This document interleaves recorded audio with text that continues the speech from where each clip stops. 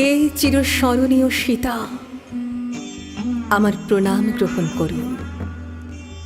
সকলে বলে আপনার সঙ্গে আমার প্রভূত মিল।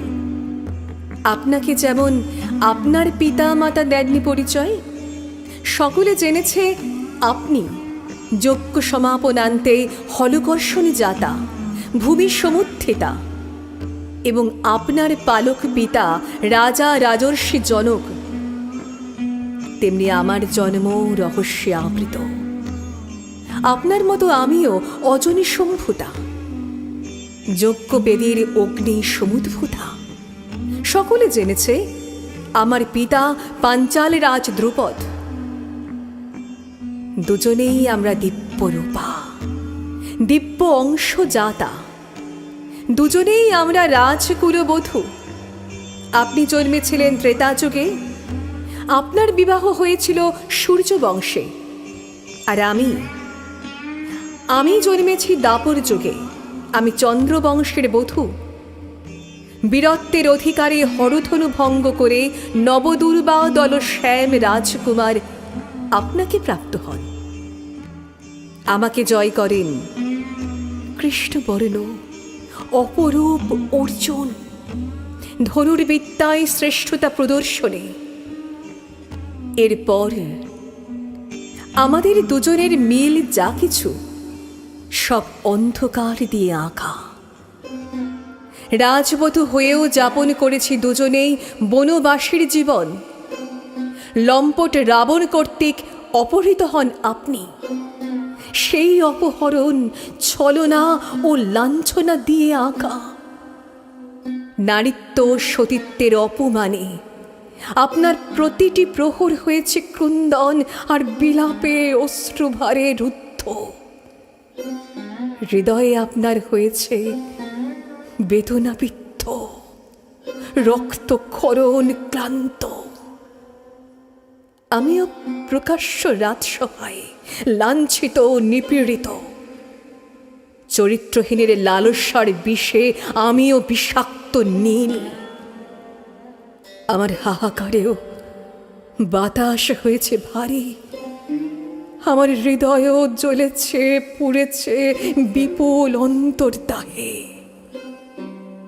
আপনাকে রামচন্দ্র বলেছিলেন দ্ব্যর্থহীন ভাষায়, আমি রাবণের সঙ্গে যুদ্ধ করেছি তোমার কারণে নয়। যা করেছি তা কেবল নিজের চরিত্র রক্ষা, সর্বত্র অপবাদ খণ্ডন আর আপন বংশকে গ্লানি থেকে মুক্ত করার মহৎ মানসে। তোমার চরিত্রে আমার সন্দেহ হয়েছে। এই উক্তির মধ্যে রয়েছে সুতীব্র অপমান, যার অভিঘাতে আপনার পায়ের তলার মাটি গেছে সরে। তবু আমার যাতনা করেছে অতিক্রম আপনার দুঃখ সকল। অত্যন্ত অপমানজনক শর্তে আপনাকে অন্য ভ্রাতাদের সঙ্গে ভাগ করে নেননি রামচন্দ্র ভিক্ষা সামগ্রী জ্ঞানে।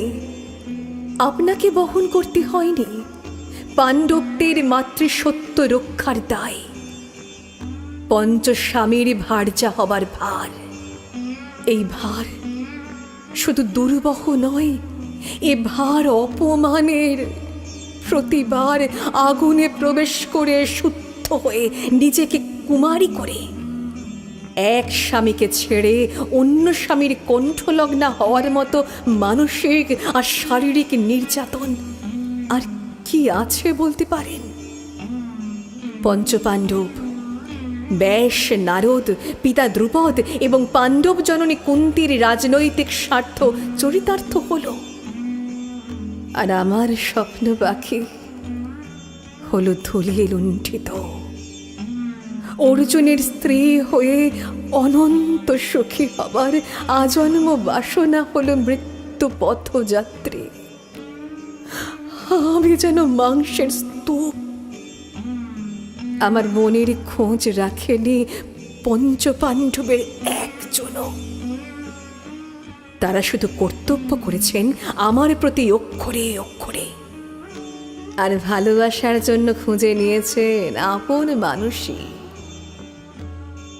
যুধিষ্ঠির দেবী কাকে, ভীম, হিড়িম্বা আর বলাঙ্গনাকে অর্জুন, উলুপি, চিত্রাঙ্গদা আর সুভদ্রাকে, নকুল, করেণমতিকে আর সহদেব বিজয়াকে, সীতাদেবী। আমার মনস্তাপ অকল্পনীয়। নিয়তি আমার জন্য আরো মর্মঘাতী যন্ত্রণার ব্যবস্থা করলেন। আপনাকে শুনতে হয়নি আপনার পুত্রদের মৃত্যু সংবাদ, আর আমার পঞ্চপুত্র প্রতিবিন্ধ, শ্রুতসোম, শ্রুতকর্মা, শতানিক, শ্রুতসেনকে হত্যা করল পাপিষ্ঠ অশ্বত্থামা। পঞ্চপুত্রের মৃত্যুতে নিভে গেল আমার শেষ আলোটির শিখা, খসে গেল আমার শেষ পাখিটির ডানা, ঝরে গেল শেষ আশা তরুটির পাতা। এই মুহূর্তে মনে পড়ছে আমাদের দুই যুগকন্যার আরও একটি চারিত্রিক মিলের কথা। হ্যাঁ হ্যাঁ, আপনার মতো আমিও প্রতিবাদী। বস্ত্রহরণকালে আমি উচ্চকণ্ঠে প্রতিবাদ জানিয়েছি পুরুষের অন্যায়ের বিরুদ্ধে, রুখে দাঁড়িয়েছি ধর্মের নামে নারীর ধর্ম ভুলুণ্ঠিত করার অপপ্রয়াসের বিরুদ্ধে। কিন্তু আপনার মতো সূক্ষ্ম প্রতিবাদ করতে পারলাম কই? যে প্রতিবাদ অনুচ্চারিত কিন্তু অমোঘ।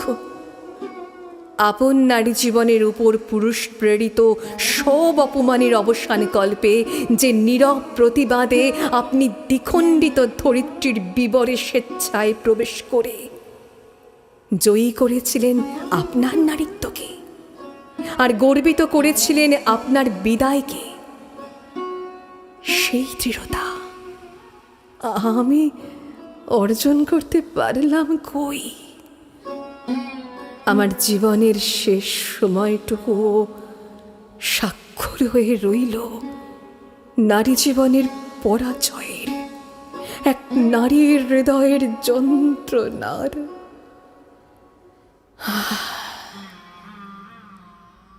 এরপর আর কি বা থাকে বাকি? থাকে শুধু মহাপ্রস্থানে যাওয়া আর মৃত্যুর মাঝে শান্তি খুঁজে পাওয়া। এই মুহূর্তে মৃত্যু আমার আসন্ন। ভূতলে পতিত আমি একা, ওই চলে যায় পঞ্চপাণ্ডব দূর থেকে দূরে। অপাঙ্ক্তের মতো পঞ্চপাণ্ডবের পিছনে হাঁটতে হাঁটতে হাঁটতে একসময় পতিত ও পরিত্যক্ত হলাম। এভাবে আমার মৃত্যু সাক্ষী রইল সুবিপুল অগৌরবের।